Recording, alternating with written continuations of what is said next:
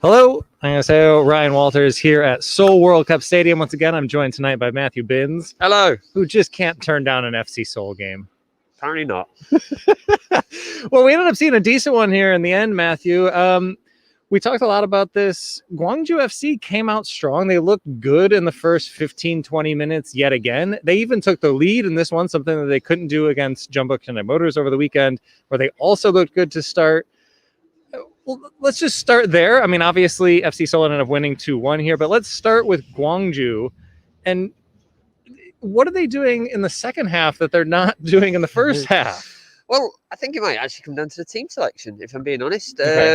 And controversially, I think it might be the having Felipe and not having Felipe. Now, in the first half, they didn't have Felipe. It's something that was mentioned on the K-League United podcast by Dan Croydon about how Lee Dong-jun is a bit more of a quicker striker up front and makes a different kind of playing style. Well, Gwangju have got a kind of similar dynamic. They had On Sang starting today up top, and I think that kind of invigorated them. And as soon as Felipe came on, well, Felipe, I'm not going to say they were crossing it into the box a lot because it wasn't like that exactly. Yeah. And Felipe does bring something to the game. He holds the ball up well and things, but I don't know. It lost a bit of that dynamism in the second half. But you can't keep Felipe on the bench. No, definitely not. A little bit. I mean, yeah, you can't keep him there.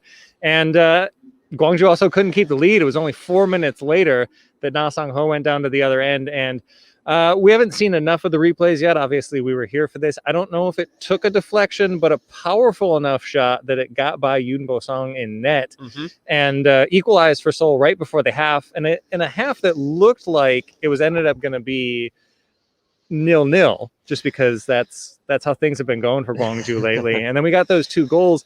And it seemed like we were going to be in for a rather lively second half, especially Ki Sung-young came on to start the second half to make his 100th appearance for FC Seoul. And it was a bit flat to start the second half. Yeah, I mean, the start is well, you're doing a lot of the heavy lifting in that sense. The start was it never really kicked into life for a good while. There was a few. Seoul did create a few chances. Polosevic going over the bar, Osmar going close with a low-driven effort, but Seoul really weren't doing much to get into the Gwangju box. They were taking shots from outside of the area, and in the end, it was a shot from the outside of the area that did break the deadlock in the end. So, good organisation, partly on Gwangju's part, but yeah. Seoul probably just about edged what was kind of a lifeless second half. Well, I think the last 10 minutes there, the last 10, 15 minutes, it really came to life. And you just felt that Seoul was going to go on and get one. And they ended up doing it. And they ended up doing it again through Ki Sung-young, gets his second consecutive match winner, does it in his 100th appearance. Much like everything over the past year, you wish that we would have had a little bit more of a full stadium for him to celebrate there. But boy, a healthy Ki Sung-young, he's not too bad at this whole football thing. No, you wonder what difference he could have made last season if he'd come back mid-season fit. Obviously, that wasn't the case, and Seoul struggled. Perhaps they could have even done better in the Champions League if he was fitter. But that's the point. They've got him now for the full season. He seems to be doing well. He had that assist last time we were here, and now a couple of goals as well to his name. You're welcome. But yeah, I mean. He played very well, but I mean, I was quite disappointed with Seoul's forward line. I mean, I know we've been talking about their lack of strikers a lot. I don't want to kind of go on about that, but looking at the players they actually had, I think Na Sang-ho, even though he scored the goal, I think him and Park Chu-young aren't kind of on the same wavelength. The Park Chu-young, 2 or 3 times I noticed he tried to lay the ball off, and it was either too heavy of a touch or too light for Na Sang-ho to get to. Park Chu-young, I mean, what can we say that hasn't been said in a negative light, rather? But yes, no, I don't. Yeah, he had the nice little flick, and he gets the oohs and the ahs in Seoul naturally because he's loved here. But I still think he doesn't. He's holding up this. I wonder if it might not be time to try what we've seen other teams do, what we saw Gwangju do today, like you say, with Oh Sang up top there. I wonder if it might be time to try Cho Young-uk up top alone. But then again, you look at Cho Young-uk today, and he didn't do anything today. He was absolutely awful. Not well. Let's not be too hard on him, but he wasn't awful, but he wasn't great. No. I think he had a couple of chances to do something and didn't end up coming through. And I want to switch back to Gwangju real quick there as well, because I think a team that was just a little bit more effective on the counter really could have got Seoul, especially in that second half there. There were a couple of times that it looked like Gwangju was going to break. and they just didn't have the speed or they didn't have the passing accuracy to do so. That's something that Seoul's obviously going to work on. But I think for Gwangju, they were almost there. They were almost there, and that feels like that's what's been most of their season. They're almost there. Well, I mean, they've had a lot of there's been a lot of turnover in the winter. We are only 5 rounds into the season, as our jackets might indicate. As you might be able to hear in my voice. But yeah, there were holes to be exploited in Seoul. I don't think Hwang Hyun-soo had a particular good game. No. I felt that a more able team, a team that had a bit more about them, could have really exploited down there. But yeah, I just think Seoul fell flat a lot for me today. Sure.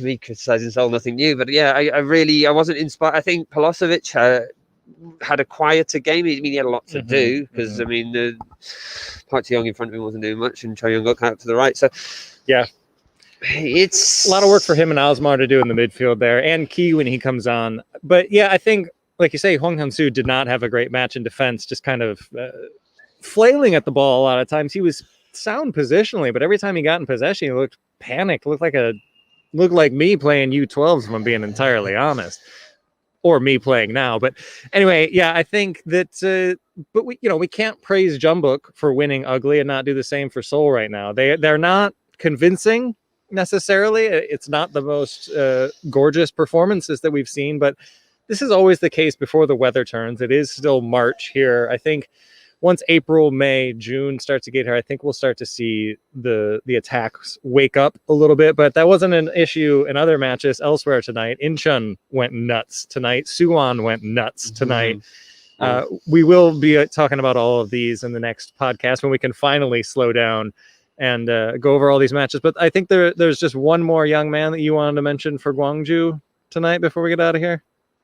Well, Om Ji-sung. Yes. Well, he didn't really have that much of an effect on the game, but I know Peter has been praising him as calling him the Ronaldo light and other such platitudes. No, he came on. He had a good free kick to start with, but yeah, no.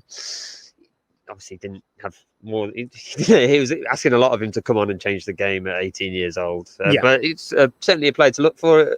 Played very well against Jeonbuk at the weekend, and I take great offence to you saying Jeonbuk winning ugly. I mean, anybody who watched them versus Daegu last night in that second half, absolutely scintillating stuff from Ilyichenko and Kim Bo-kyung, but we'll leave that for another day. We will leave that for another day. Just one other thing to note here is that Park Jin-sop did get the win over his former club today for FC Seoul against Gwangju FC, but as you can see from Matthew doing a little dance, and my hands are very, very cold, we are going to go ahead and get out of here. We'll be all over this weekend covering all of the matches and everything else, and don't forget we have the weekend preview coming up on Friday to let you know what to expect this weekend. But for now, 2 heaters. Thanks for watching.